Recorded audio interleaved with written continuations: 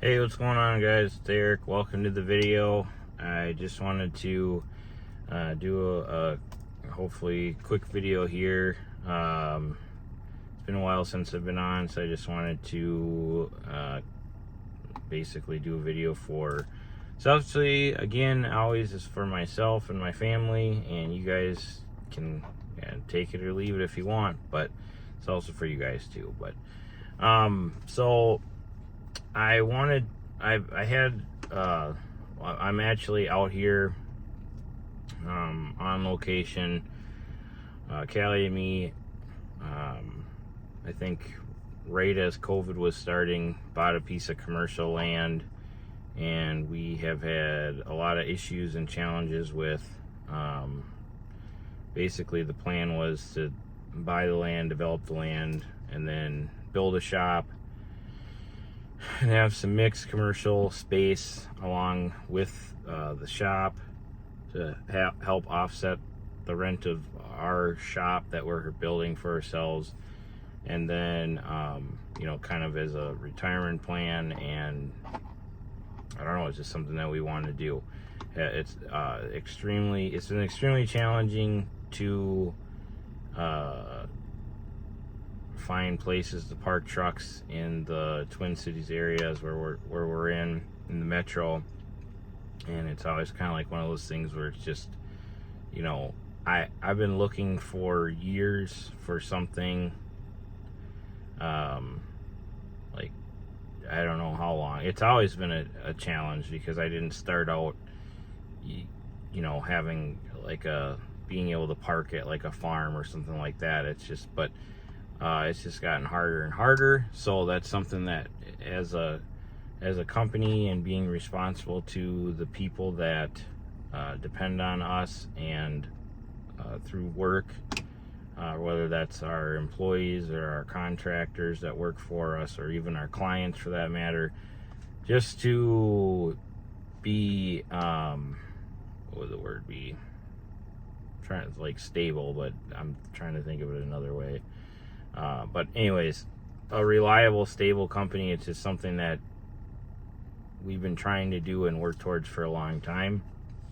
So not because of the typical takes a long time, I guess I've heard, to develop things and dealing with getting permits and approvals and everything like that with the counties and towns and cities and stuff like that. But what ended up happening with this property was, again, because Callie and me have no experience with developing whatsoever, we ended up buying a piece of property and then finding out that we could not put a septic system on it, which, if you can't have a septic system on your property, then you cannot have a building unless it's storage, because it's not sanitary.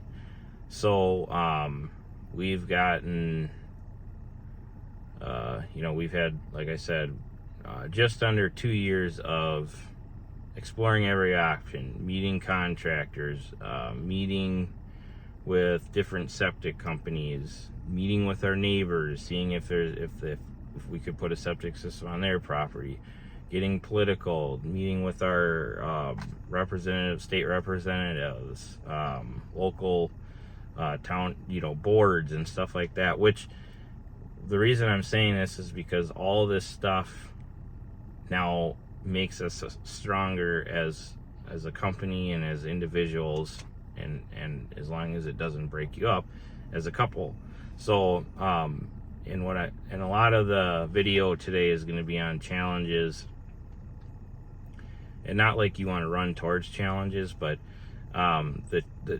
because of the challenge of this property and 2 years of looking at your land that you have, that you can't do anything with it, and then you're still having to pay rent, a ridiculous amount of rent somewhere else, and not like for my trucks to park at and stuff like that. It's really hard to swallow. But the challenges also make you stronger is what I'm trying to say, because now we know all of our neighbors, which might pay dividends down the line, just like, you know, meeting people that are already been in our place, and just our neighbors, and they're all successful. So it's just widening our network of who we can work for, or maybe we can help them out with something, or we can help them, you know, whatever. It's just good to know people, right? So your net worth is in your network, I think is what they say. So that was good. Then just learning how, you know, governments work, and at a more local level, and understanding that, and just again, the more experiences you have, the more times that you've been under diversity and you like prevail. I don't want to make it sound so dramatic.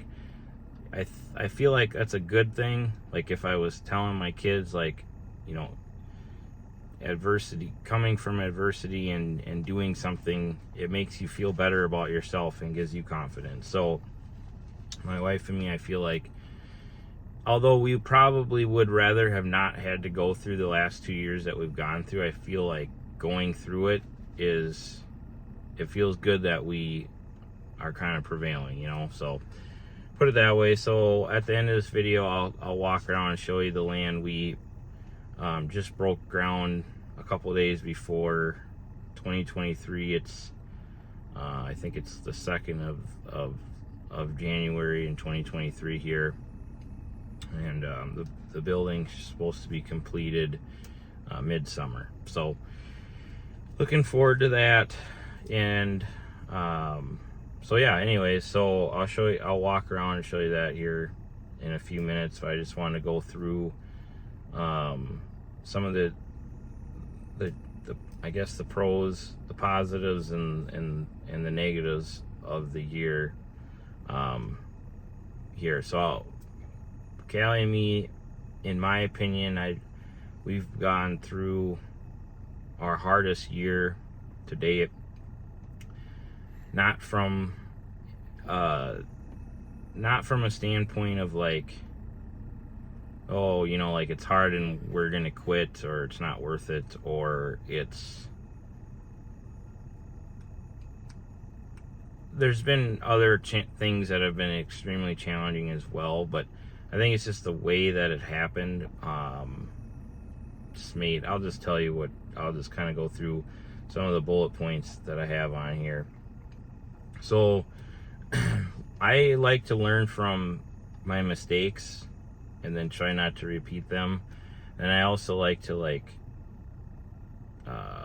look at the bright side of things. So I'll share that with you too. So kind of like, because of COVID, one of the best things, a couple of good things that happened with COVID was I found out that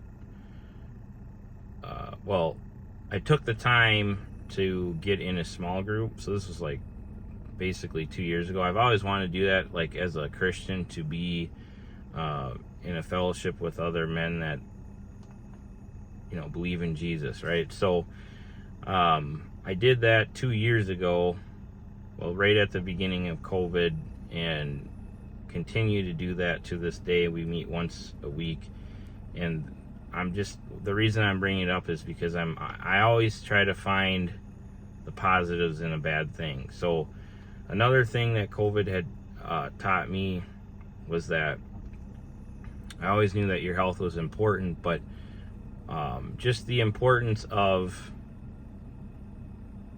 always working on your health and not just letting your health, you know, taking your health for granted. Okay, so myself, I've always known that it's been important, but I've kind of taken it for granted. So one of the things that I want to do with my life is I really want to be involved in my kids' life. Not like I want to be their parents, but I just want to be able to be an active grandparent. So like a lot of successful people, they plan ahead and then they do things to do to be able to do what they want to do at that time. They work towards that goal now. So because of COVID and this and that, and then I was like, you know what, I really should take better control of my health. So I'm sorry if this is a lot of rambling. I'm trying to bring a 2022/23 video that's valuable to you guys or entertaining, but I just feel like this is a terrible video. But I'm gonna put it out there anyway, so you guys can watch the terrible video. But basically what I'm trying to say is I really don't, I don't know who does enjoy exercise and eating right and all that stuff, but I really just don't at all. It doesn't excite me. So what I used to do that I love doing is playing basketball. So I got involved with a group of guys that play basketball like 3 times a week, early in the morning time, and I literally hadn't played that type of basketball, like where it was actually competitive, or before, when I lived in California. Basically when I lived in California was the last time I did something like that. So that was over my wife and me will be married for I think 16 years here, so probably 17 years, maybe 18 years since I played basketball. Like, I started to play this spring, which brings me to 2022, just getting in shape and starting to just be more active, right? So the first day that I went, it was a rude awakening of just being older and not playing basketball and just sucking wind really bad. Second day I went, I literally was running and just like fell over. My body just couldn't hold my feet up, so that was really nice. And the third day I was feeling pretty good, and I went to make a cut with the ball. I had the ball, and then I ruptured my Achilles tendon, and so which means I completely broke my Achilles tendon in two. So it was my right leg. So and I actually followed this. Thankfully, I have the right people around me that support me in work and also personally. That I wasn't legally supposed to drive. I ended up being in a boot, and then until I had surgery. Then I had surgery, and then it was from the time that I was in the boot, which was the first day. It took 2 weeks or 3 weeks. It took 2 weeks for them to see me, for the doctor to see me, and I was in a boot. And then from that point, when the doctor saw me, then I think it took a week for them to see me. From that point, then they put me in a soft cast for, I think it was 2 weeks. So I'm at 3 weeks right now. So all that time I couldn't drive. And then I had surgery. I decided to go surgery. And then it was like 2 weeks until I was scheduled for surgery. So I'm a month and a half into not being able to drive a vehicle. Not a truck, not a semi-truck. I'm just talking about a car. And then after that, I had surgery, and then I was in a cast for, I think, 6 weeks. I think it was like a month and a half. And then after I was out of the cast, then I went back into a boot. And then I was in that for months. And I think it was, I don't know how many months that I couldn't drive for. But it was absolutely terrible. I will say that. Really just makes you appreciate the little things of just being able to get in a car and going and like doing what I'm doing now. Going to this property and making a video about, or just getting out and getting some fresh air, getting away. So really made me appreciate the people that I have around me, and then also that it's back to, I was trying to get in shape and be more healthy, more than anything than in shape, but just be healthy. And so it was kind of like, you know, I think it's like Failing Forward. There's a book by John Maxwell. I believe it's by John Maxwell. And it's like you take 2 steps forward and 1 back, and then, you know, like whatever. So that happened to me this early. I mean, it was actually late winter is when that happened, and then it continued into the summertime. It was so that was challenging personally, and I mean that affected business as well, but that was just a challenging thing.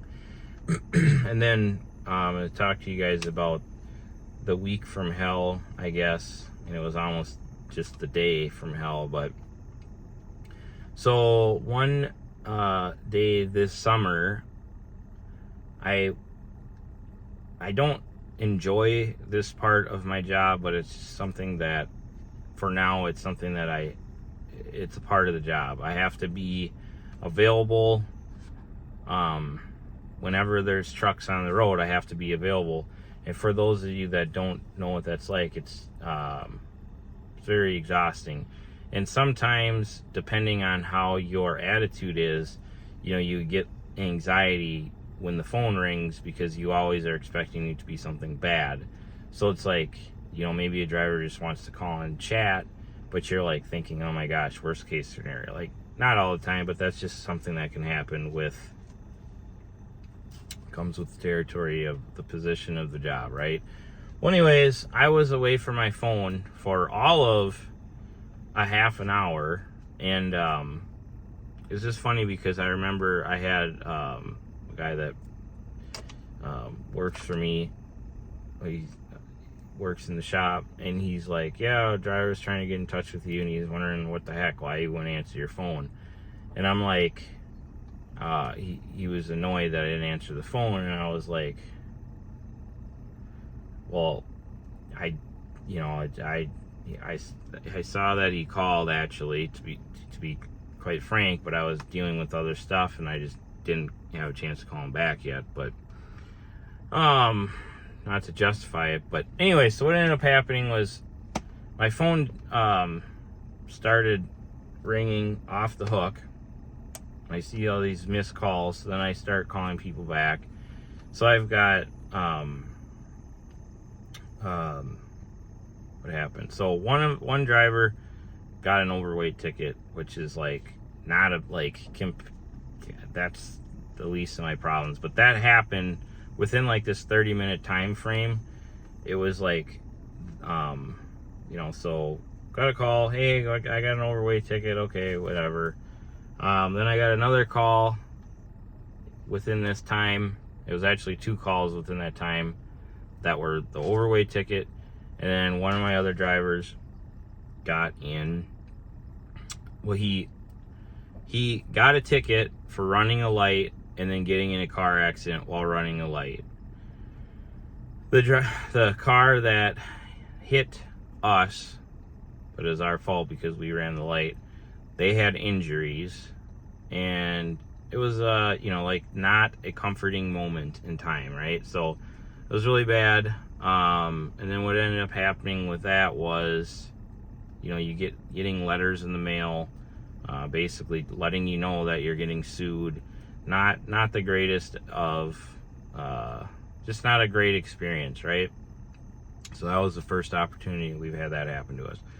And then, so that happened within like a couple minutes of each other. And then later that day, one of the things that I'm trying to do, and with growth, is I'm trying to like get nicer equipment, newer equipment, and not so much of it. So like before, when I was just starting out, I needed to get like 3 trailers and this and that. Now it's like, okay, let's just get one nice trailer.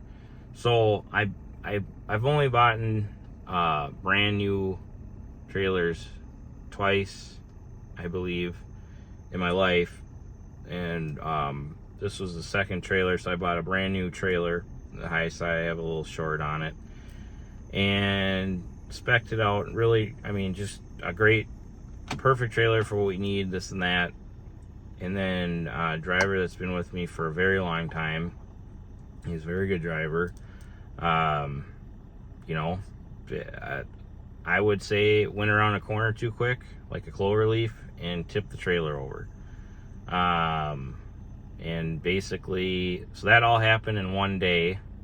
So it's not like the point of what happened, it's the weight of, you know, your insurance is going up. You know, people want raises, but now insurance is going up, and we're getting sued, and you know, like, there's all these people that rely on you for their families, and you're dealing with all this stuff. And it's kind of like being a parent, if you guys are parents, where it's like you don't really know how to be a parent until you are one, and you just kind of make it up as you go.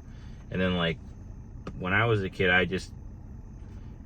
you don't think of it like that, where it's like, holy, you know, there's no freaking, well, there are books, but it just, you know. So anyways, in trucking, if you didn't know this, you want to keep your expenses low, your like insurance and all that kind of stuff. So it's like, I'm looking at this like, this is the worst possible thing that could happen. Like, my insurance is going to go through the roof because now I've got this $90,000 trailer that just basically is totaled, and I've got this accident that happened, and this overweight ticket. I don't think that even affects anything. I think that affects the driver, which we paid for because it wasn't really his fault. But anyways, that was a driver thing. But anyways, then that week, the driver that tipped over the new trailer was driving. He was hauling rubble, which is like, it could be a lot of different things, but this is like multiple thousands of pounds of concrete, like clumps in the back of a trailer. And the trailer, if you guys don't know, we do, like, you're gonna have to just look at what we do. We end dump, so it's not like traditional dry van stuff. The trailer it has a gate on the back. Well, the gate was tripped open, so it was popped up a little bit, so it was letting material fall out. And the hardest part about this was the driver knew. Okay, so I'm mowing my lawn, and I get a call from the sheriff, right? This is during this week. This was the same, I think this was the same week, but yeah, it was the same week, because that couldn't happen. So same week, it was like the next day, I get this call from the sheriff. Sheriff's like, hey, we have multiple phone calls of one of your trucks that's basically destroying cars driving down the highway. So then I call the driver. I was like, what color is the truck? Got it. I know who it is. Where the route, I get it. So I call him, and then he proceeds to tell me that he knew that the trailer gate was open, but he was just gonna drive slow till he got to his destination. So what ended up happening, so what I got to learn, so I called a conglomerate trucking company in the cities. I said, hey, how's it going? The owner of the company says, you don't want to ask me that today. I was like, oh, well, maybe I can make you feel better about yourself today. So then I called him to seek counsel. He gave it to me. I asked him, I said, this is what I got going on. Should I just claim all this stuff? What should I do? So anyways, there was only one car that I had to pay for damage to. It just unfortunately was a brand new Audi that needed to get a new paint job and a new windshield, which those windshields are very high-tech windshields, if you did not know. And you cannot get a sunburn through an Audi windshield, which is a huge concern for me. But that is good to know for whenever I want to buy an Audi. I will not have to get sunburned through one of those windshields. So just so that everyone knows that. So I found myself driving to an Audi dealership, and like I said, like, this is all growing for me, learning processes of what you do in certain situations. No one was hurt. I had them sign something that said no one was hurt, no further damage will need to be done. And what I did was I wrote them a check for the damage to the vehicle, because, again, for the best, for the good of the company, it just made sense to, I had the money to pay for the damage of the car, and just paid for it out of pocket. The trailer, the $90,000 trailer, I bought the parts to fix it, and our shop is going to fix it when we have time, so we did not claim that either. And while all this stuff was happening, it's like I'm trying not to be a victim of the circumstances, which it's empowering to at least still make some decisions along your journey of bad shit happening to you, right? So it's a little bit empowering to be like, you know what, I'm just gonna go pay for that, or I'm gonna do this or whatever. But it's also very like, oh, I could have bought a lot of nice things, or improved a lot of situations around here with that money, but instead we just basically gave it away, right? So very challenging. So then something else that was, this is pretty miraculous, but to me, but what ended up happening with this whole truck accident is, this truck is my my 2014 389, the white sleeper truck. And that driver, when it slows down in the wintertime, he likes to go over the road. So he goes over the road trucking. He was still over the road at that time. What we did, because he was over the road, he has a dash camera and obviously e-logs and all that stuff. But basically, the dash camera, we were able to prove with the dash camera that we did not run the light. And then we also were able to pose the question of, why in the hell is somebody at a stop sign looking at a light as green? She can see that the light is green, but she can't see this big freaking white truck and trailer in front of her that she just accelerated into, right? So she was trying to scam, basically collect insurance money on the situation.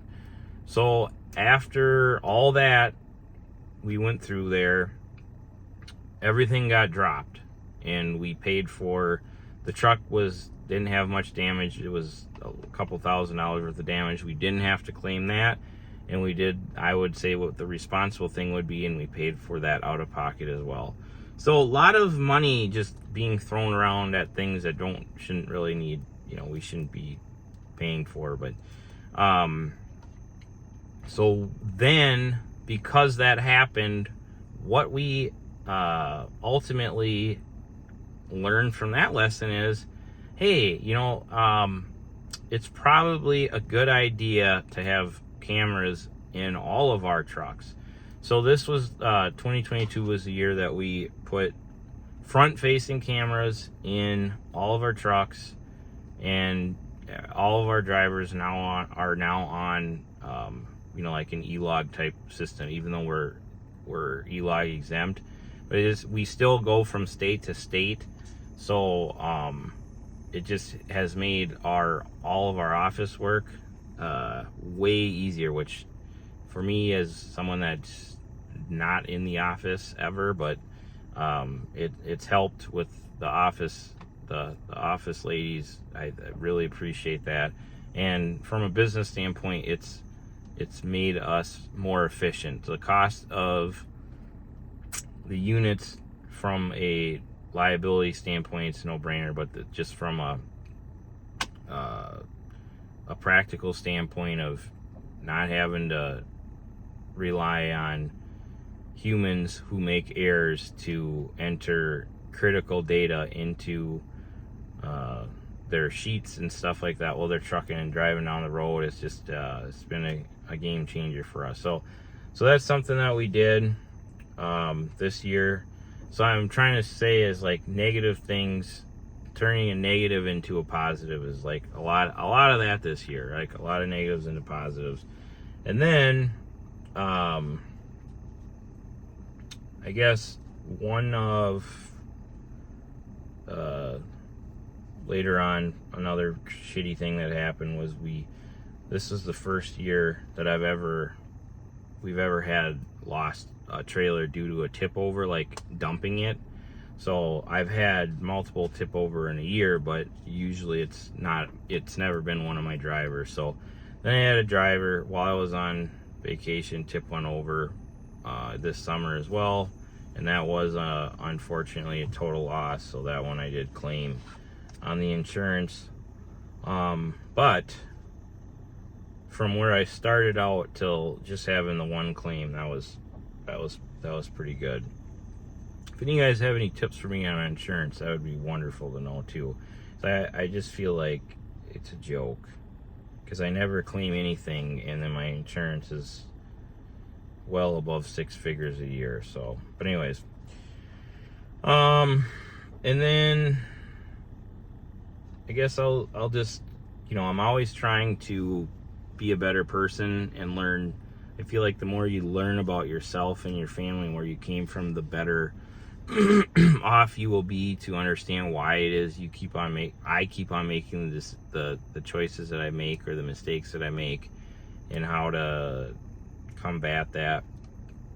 One thing that with my son that bothers me is that he likes to give like excuses and justify and stuff like that, which is very normal for kids his age and just adults in general.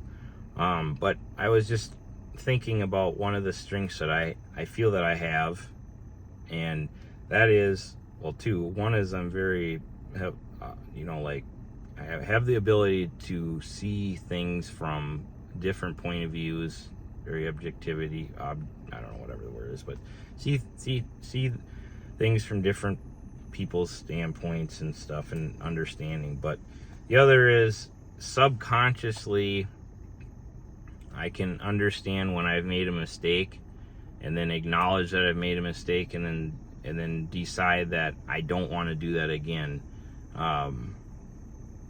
Whether that's business, personally, whatever. So the point is if you're justifying and I could have justified and said a lot of different things about everything that just happened here, or be a victim, or you can just learn from it, try to prevent it, and move forward. So another thing is I did after the Achilles thing and working out, I am actively working out way more than I ever used to, and I have been eating better, but with the holidays and stuff, that's been a little bad, but I'm getting back on track now. So I hope that I didn't bore you guys to death. If you're still watching this video, I'd love to hear something encouraging about just if you learned something from it, or just something that if you already know but you really believe in what I'm saying and you agree or whatever, just that would be great. So let me know. So let me just get out here and I'll just show you this property here. Shoot, did I not shut my door? I'm gonna just, hopefully it's not too messed up here. So again, this is like not a big property, but it's in an industrial park, and the industrial park's very close to where I live. It was the last piece of land that was available, and I've actually been interested in this property for years. Like before I bought it, somebody else bought it. It was actually, I've had the opportunity to buy it and I thought it was too expensive, and I just really probably should have bought it the first time. But anyways, I've had a history of time dealing with this. It's nice the neighbors, that trailer over there, or that green, where is that? That green, what is it? Storage containers, mine. They're letting me, again, dealing with all the problems and everything, they're just letting me store it over there. But so this is gonna be kind of, I mean, this is bigger than the building footprint, but this is the building footprint. It's gonna be 15,000 square foot building, and we're gonna occupy about 5,000 square feet of the building, and then we're gonna rent out a bunch of space and have some truck parking. And I wouldn't say scary, but I'm gonna say scary because I don't know what else to say about it. But it's a big jump for Callie, me. This is not some easy little thing that we're undertaking, and for us. But it's fun, and hopefully I can watch this video 10, hopefully 5 years from now, and be smiling at the video and glad that I did it, or that we did it, and that it's a catapult to greater success in our trucking business and whatever else we want to do. So, all right, thanks for watching, guys. Happy New Year. Hopefully you guys have a great 2023 and had a good 2022. Peace.